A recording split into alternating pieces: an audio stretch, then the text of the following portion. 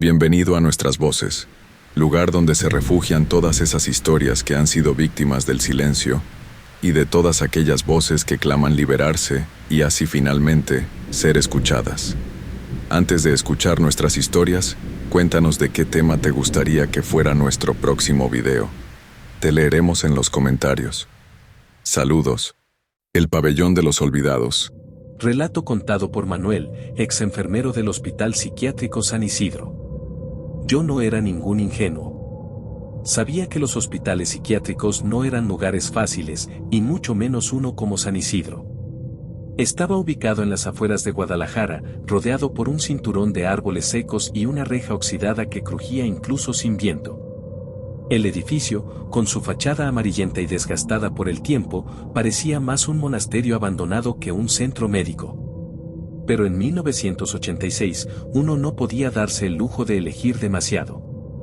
Acepté el turno nocturno porque pagaban un poco más, y porque, según el jefe de enfermeros, los locos duermen de noche. Manuel, aquí no pasa nada. Mentía. Mi primera noche fue tranquila, en apariencia. Me asignaron al pabellón C, también llamado entre los internos como el ala de los olvidados. Era donde mantenían a los pacientes más crónicos, aquellos que no recibían visitas, que llevaban años sin salir de esas paredes. Gente que hablaba con seres que nadie más veía. Que reían solos. Que gritaban en idiomas que no existían. A mí me dijeron que no les prestara atención. Pero había uno, en particular, el paciente 43. Nunca supe su nombre real. Su expediente tenía páginas arrancadas. Solo se decía que había ingresado en 1954, que no tenía familia y que no hablaba. Nunca. Solo se quedaba sentado al fondo de su celda, observando una grieta en la pared. Cada vez que pasaba frente a su puerta, sentía que el aire se volvía más pesado, como si esa celda robara oxígeno del pasillo. Nunca me miraba. Nunca se movía. Pero yo sabía que yo estaba allí. La tercera noche, ocurrió algo que me marcó para siempre. A la 1:13 de la mañana, todas las luces del pabellón se apagaron al mismo tiempo. No fue un corte general, porque los otros pabellones seguían con electricidad. Fue solo allí. Me quedé con la linterna, solo, caminando entre las sombras y el eco de puertas que se agitaban con violencia sin razón. Los pacientes se alteraron. Escuché a uno gritar. La grieta se abre. La grieta se abre otra vez. Otro murmuraba. No lo mires a los ojos, no lo mires a los ojos. Cuando llegué a la celda del paciente 43, su puerta estaba abierta. Nunca debía estarlo. Adentro no había nadie. Solo quedaba la grieta. La misma grieta que siempre miraba. Pero ahora no era una línea seca en el muro. No. Aquella noche goteaba algo oscuro, como aceite viejo o sangre. Me acerqué con la linterna temblando en la mano. Y entonces lo escuché. Una voz. Baja. Grave. Que venía desde dentro del muro. Tú también los ves, ¿verdad, Manuel? Y la linterna se apagó. No sé cuánto tiempo estuve paralizado ahí, en la oscuridad. Cuando reaccioné, ya no estaba en la celda. Estaba de pie en el pasillo. Solo. La puerta estaba cerrada otra vez. La grieta, seca. Como si nada hubiera pasado. Volví a mi escritorio, y estuve a punto de renunciar. Pero no lo hice. Me dije que había sido el cansancio. El estrés. Un juego de la mente. Pero lo que ocurrió después me dejó claro que eso no fue un sueño. Que en ese lugar, algo vivía entre las paredes. No renuncié. No sé por qué. Quizá porque necesitaba el dinero. O quizá porque, en el fondo, algo dentro de mí quería saber qué era lo que se ocultaba tras esa grieta. La semana siguiente a aquella noche, las cosas comenzaron a cambiar. Y no solo en el pabellón. Yo comencé a cambiar. Dormía mal. Soñaba con corredores interminables, con manos que salían de los muros y me arrastraban hacia la oscuridad. Soñaba con la voz de alguien que me hablaba en un idioma que no conocía, pero que sentía que entendía, como si ya lo hubiera escuchado antes. Una madrugada, mientras revisaba los expedientes, encontré uno sin nombre, escondido entre papeles viejos. No tenía número. Solo decía Sala B, informe de 1954. Lo abrí. La primera página hablaba de un paciente internado por comportamientos esquizofrénicos, delirios místicos y lenguaje arcaico. Lo describían como un hombre de unos 40 años que afirmaba haber sido testigo de una grieta en la realidad. Decía que allí vivía el verdadero rostro de Dios y que ese Dios no amaba a los hombres. Que se alimentaba del sufrimiento, de la locura, del olvido. Lo reconocí por una fotografía sepia, arrugada. Era el mismo hombre de la celda 43. El que supuestamente no hablaba. El mismo que estaba encerrado desde 1954. Pero que no había envejecido un solo día desde entonces. Esa misma noche, volví a ver la grieta. No una, sino muchas. Habían aparecido a lo largo del pasillo. Fisuras que cruzaban el techo, las paredes, incluso el piso. Y lo peor, parecían moverse. Como si respiraran. Como si se ensancharan lentamente, como bocas hambrientas. Los pacientes estaban descontrolados. Uno se arrancaba las uñas gritando que las voces no lo dejaban dormir. Otro se golpeaba la cabeza contra la pared hasta sangrar, repitiendo, la carne no nos pertenece, es solo un préstamo. Intenté pedir ayuda. Marqué a la central desde el teléfono del escritorio. Pero al otro lado, solo escuché mi propia voz, repitiendo una frase que yo no dije. Tú también perteneces al muro. Colgué. Empecé a oír pasos. Pasos donde no había nadie. A veces en el techo. A veces, justo detrás de mí. Pero cuando volteaba, solo encontraba pasillos vacíos. Esa madrugada, todo culminó cuando entré a revisar la celda 43.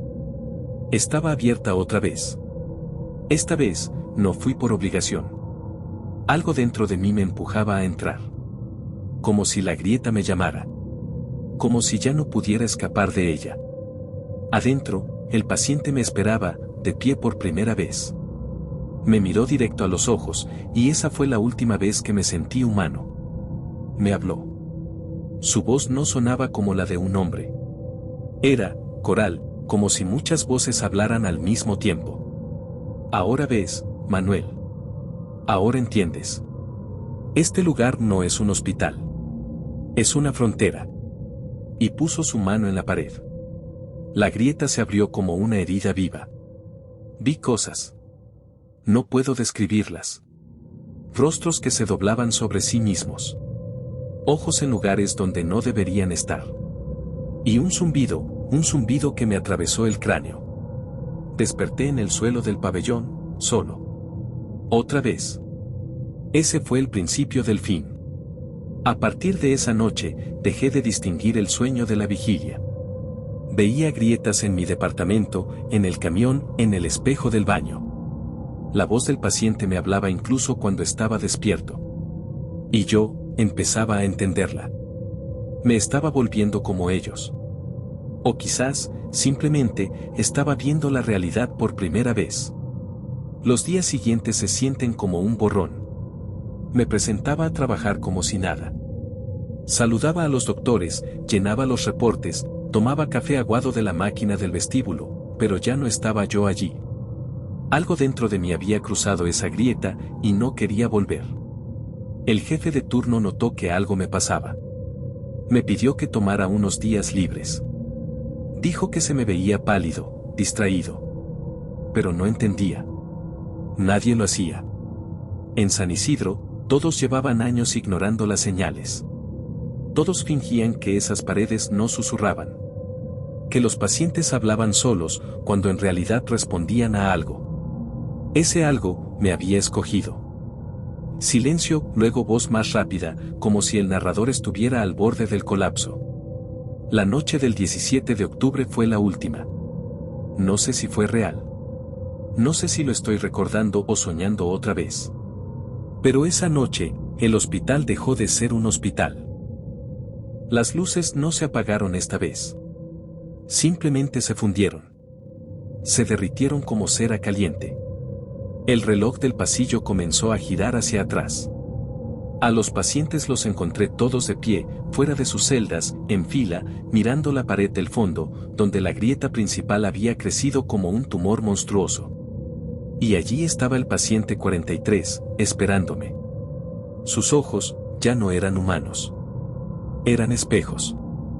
Cuando lo miré, me vi a mí, pero no era yo.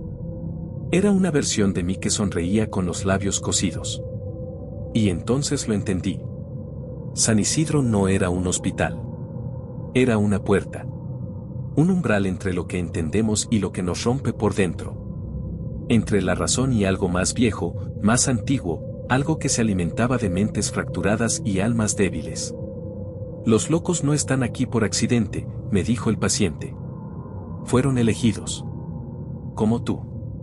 No recuerdo haber dado el paso. Pero lo di. Entré en la grieta. Era como caer sin fin. Como hundirse en una espiral hecha de gritos, recuerdos ajenos, pedazos de infancia que no eran mías. Vi gente que ya había muerto. Vi a un doctor colgándose en su oficina. Vi a una niña pequeña hablándole a un rincón del cuarto, donde unos ojos la miraban desde adentro del muro. Y vi el corazón del hospital. No era una máquina. No era una sala. Era una criatura. Enorme. Atada con cadenas de voces. Respiraba por las grietas. Vivía de nosotros. De nuestros miedos. Y en el centro, estaba el expediente original. El primero. El nombre tachado. El mío. Salí del trance. O eso creo. Volví a despertar, una vez más, en el pasillo del pabellón C. Esta vez, con una bata blanca. Con una pulsera en la muñeca que decía: Paciente 43, Manuel Ortega, ingreso 1986. Intenté correr, pero las puertas estaban cerradas. Desde el otro lado del vidrio, me miraba un hombre con uniforme de enfermero. Era yo. O alguien que se parecía exactamente a mí. Me miró. Sonrió. Y se fue caminando por el pasillo. De eso ya pasaron casi 40 años. Sigo aquí. O eso creo. Ya no sé qué día es. Ya no sé cuál Manuel soy. A veces, el muro me habla con la voz del viento. A veces, escucho risas infantiles, aunque aquí no hay niños. Nadie me visita. Pero cada tanto, alguien nuevo llega. Y cuando pasa por mi celda, me detengo a mirar la grieta, esperando el momento en que también lo escuche. Porque así empieza para todos. Con una grieta en la pared. Tú también los verás, ¿verdad? El corredor de los susurros. Me llamo Mariana Rivas. Tengo 66 años, y todavía me tiembla la voz cuando digo esto. No porque tenga miedo. El miedo es una emoción que se agota con el tiempo. Lo que yo siento ahora, es más bien un eco. Un eco que me sigue, que me respira en la nuca, incluso cuando creo estar sola. Esto que voy a contarles no es un cuento. No es una leyenda. Es una historia real. La mía. Tenía 24 años cuando llegué al Hospital Psiquiátrico Nuestra Señora del Silencio. Era 1983. Acababa de terminar la carrera de psicología y buscaba un lugar donde pudiera comenzar a practicar con pacientes reales. Donde pudiera ayudar, marcar la diferencia. Esa era mi motivación, sanar. Dar algo bueno a un mundo lleno de heridas. El hospital quedaba en San Bartolo, un pueblito en Hidalgo que ni siquiera aparecía en algunos mapas. Aislado, rodeado por cerros silenciosos y un bosque denso que parecía moverse con vida propia. Nuestra Señora del Silencio, el nombre ya me parecía demasiado poético para ser real. Pero el edificio era imponente, muros gruesos de piedra, techos altos, vitrales rotos y pasillos interminables. Una estructura colonial que, según supe después, fue antes un cuartel, luego una prisión, y finalmente, un hospital mental. Recuerdo el primer día. El olor a humedad, los techos goteando en algunas salas, el sonido de los pasos que parecían multiplicarse en los corredores vacíos. Me dieron una oficina pequeña junto al ala clausurada del edificio, el corredor oeste. Nadie me habló mucho de esa sección. Solo me dijeron que estaba cerrada por razones estructurales. Que no me preocupara. Que no entrara. Y durante las primeras semanas, no lo hice. Me dediqué a conocer a los pacientes, a tomar notas, a ganarme la confianza del personal. La mayoría eran gente reservada, sobre todo los enfermeros de más edad. Solo uno me cayó bien desde el principio, un celador anciano llamado Don Melquiades. Tenía ojos tristes, pero bondadosos. Me ofrecía café y a veces me contaba anécdotas del hospital, aunque evitaba hablar del corredor oeste. Fue en mi tercera semana que comencé a notar cosas. Primero, las voces. Durante la noche, cuando me quedaba haciendo anotaciones, escuchaba susurros detrás de la pared que daba al corredor cerrado. No podía distinguir palabras, pero eran muchas. Voces femeninas. Algunas sollozaban. Otras, reían. Y luego comenzaron los objetos. Una muñeca de trapo apareció sobre mi escritorio un lunes por la mañana. Luego, un crucifijo oxidado sin la figura de Cristo. Después, un mechón de cabello largo, negro, dejado dentro de mi libreta. Pensé que eran bromas macabras. Pero nadie admitió nada. Y los enfermeros me miraban con una mezcla de lástima y miedo cuando preguntaba. Entonces don Melquiades, una noche, me llamó en secreto al patio trasero. Ese pasillo, me dijo, no está clausurado por grietas. Está clausurado por lo que pasó allá adentro. Le pedí que me contara. En el 62, susurró, trajeron a 12 mujeres del norte. Todas con delirios auditivos. Escuchaban voces. Gritaban. Algunas hablaban lenguas que no se entendían. Las encerraron en el corredor oeste. Nadie sabe lo que pasó, pero a la semana, todas se suicidaron. A la misma hora. En sus celdas. Con sus propias manos. ¿Y dejaron alguna nota? Una palabra. Escrita con sangre. Escucha. Después de eso, nadie volvió a usar esa ala. Y los que lo intentaron, se volvieron locos. Seguí trabajando, pero no podía sacar esa palabra de mi cabeza. Escucha. Escucha. Escucha. La sentía como un mandato. Las voces seguían. Y ahora las escuchaba incluso de día. Una de ellas, decía mi nombre. Mariana. Comencé a tener sueños. En ellos, yo caminaba por un pasillo húmedo, sin ventanas. A veces veía mujeres de blanco, de espaldas. A veces, me veía a mí misma, observándome desde dentro de una celda. Una noche, abrí los ojos y me encontré de pie frente a la puerta del corredor oeste. No recuerdo haber caminado hasta allí. La puerta estaba cerrada con una gruesa cadena. Pero sobre la piedra, alguien había grabado una frase. No se escucha con los oídos. Se escucha con la culpa. Las cosas comenzaron a deteriorarse. Perdía la noción del tiempo. A veces no sabía si estaba soñando o despierta. Tenía alucinaciones auditivas. Escuchaba campanas, llantos de bebés, canciones infantiles. Veía sombras cruzando los pasillos cuando creía estar sola. Un paciente en particular, Tomás, comenzó a inquietarme. Era un joven esquizofrénico con episodios de lucidez aterradora. Una tarde me tomó de la mano y me dijo: «Ya las oyes, ¿verdad? Ya te eligieron». ¿Quiénes? Las que no cerraron la boca. Las que no pudieron morir del todo. Intenté buscar respuestas en los archivos del hospital. Muchos habían desaparecido. Pero encontré una carpeta olvidada en el archivo antiguo, los diarios de una enfermera llamada Clara Reyes. Clara había trabajado durante el caso de las 12 mujeres. Sus anotaciones eran cada vez más erráticas. En la última entrada, escribió: «Estoy oyendo sus voces también. La más fuerte suena como la mía». Y entonces, una noche, la puerta del corredor estaba abierta. No lo pensé. Crucé. El aire era distinto. Más denso. Pesado. Todo olía a piedra mojada, a encierro. Las paredes estaban cubiertas de marcas, rasguños, oraciones garabateadas. Y sí, las voces eran más claras. Me hablaban. No desde las celdas. Desde dentro de mí. Una decía, no debiste entrar. Otra susurraba, ahora eres parte. Y una, idéntica a mi voz, repetía, escucha. Escucha. Escucha. En la última celda, vi una figura sentada. Me acerqué. Era yo. O algo que tenía mi rostro. Me miraba. Sonreía.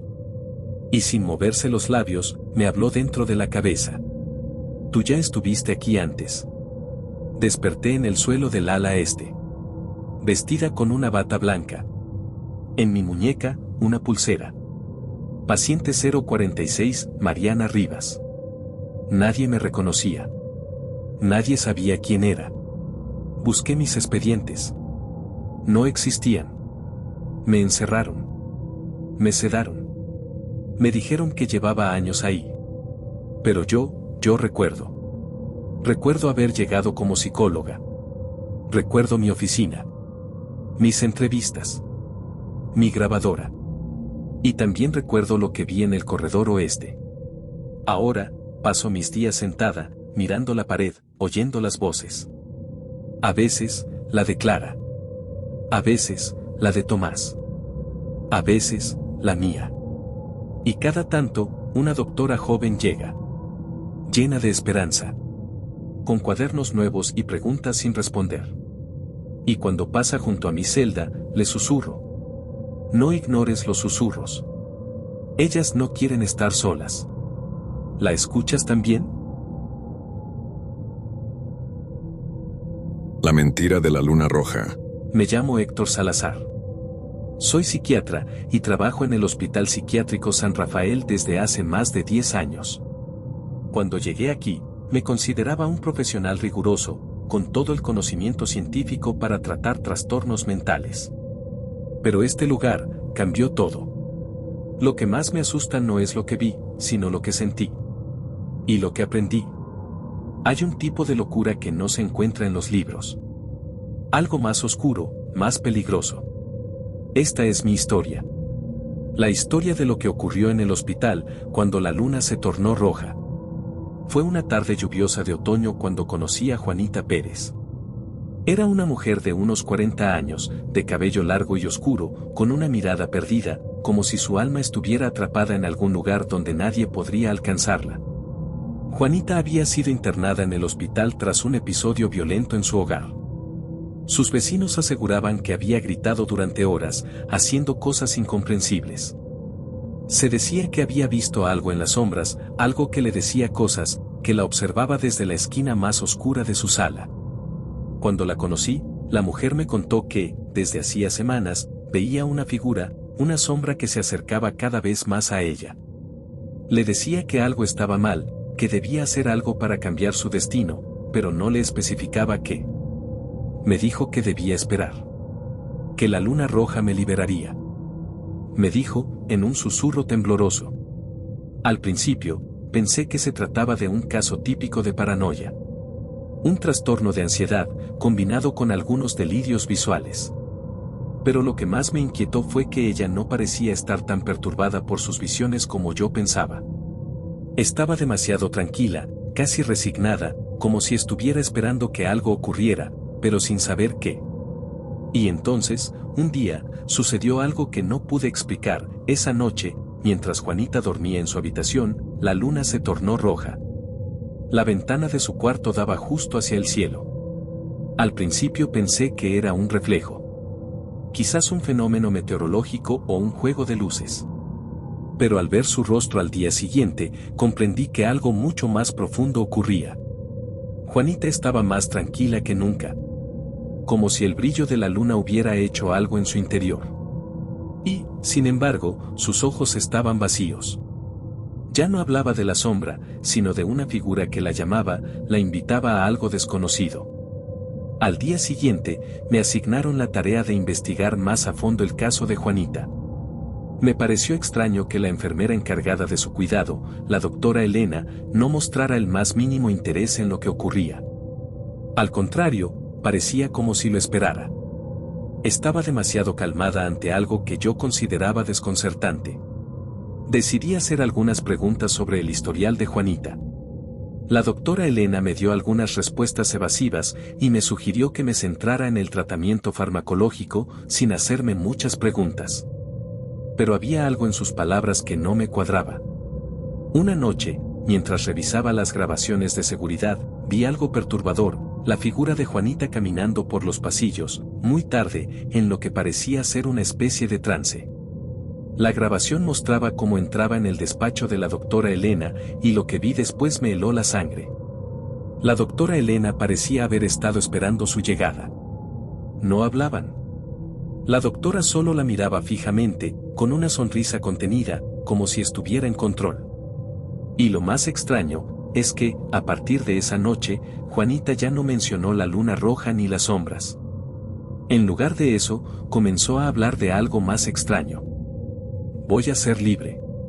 Ella me lo dijo. Solo debo escuchar. Yo soy la elegida. Me dijo, con una calma que me heló. Entonces, me di cuenta de algo que no había considerado, ¿y si la luna roja no era solo un delirio? Decidí enfrentar a la doctora Elena. La llamé a mi oficina para hablar sobre Juanita. Lo que pasó en esa conversación fue inquietante. La doctora me miró con una calma escalofriante y comenzó a contarme algo que no esperaba. Juanita no es el primer caso. Hace años, antes de que tú llegaras, el hospital pasó por una fase de experimentos. Algunos pacientes fueron seleccionados por su vulnerabilidad mental y a ellos se les implantaron ideas, símbolos. La luna roja era un punto de control. Un tipo de manipulación mental. Me sentí helado. ¿Manipulación mental? ¿Experimentos? Este lugar está diseñado para controlar, Dr. Salazar. Controlar la mente humana. Y tú, al igual que Juanita, serás parte de ello. Me dijo con una sonrisa que me heló la sangre. De repente, todo comenzó a tener sentido. La doctora Elena no era solo una profesional. Ella era parte de algo mucho más oscuro. Un experimento, un culto. Algo que se alimentaba de la mente humana y la dominaba a través de la manipulación. El hospital había sido un lugar de control psicológico y la luna roja era solo el comienzo. El comienzo de un ritual ancestral, oculto entre las paredes del hospital, que permitía a algunos tomar el control sobre las mentes más débiles. Juanita no estaba enferma. Estaba siendo manipulada, de manera consciente, por aquellos que trabajaban en las sombras. Esa misma noche, mientras la luna llena se teñía de rojo, supe que estaba atrapado. No pude hacer nada para detener lo que ya estaba en marcha. Ahora, meses después de aquellos eventos, soy el último psiquiatra en el hospital. Los pacientes ya no hablan de la luna roja, pero los veo. Los veo caminando por los pasillos con una calma inquietante, como si estuvieran esperando algo. No me atrevo a hablar con nadie sobre lo que sé. La doctora Elena y los demás médicos parecen haber desaparecido. ¿Se habrán ido? ¿O me están observando desde las sombras? El ciclo ha comenzado de nuevo. Yo soy el siguiente. Y no hay vuelta atrás. La luna roja siempre volverá. Y cuando lo haga, nosotros estaremos listos. Si te gustó el video, no olvides darle like, suscribirte para más videos así. Compártenos de que quisieras que fueran nuestras próximas historias. Te leeremos en la caja de comentarios. Saludos.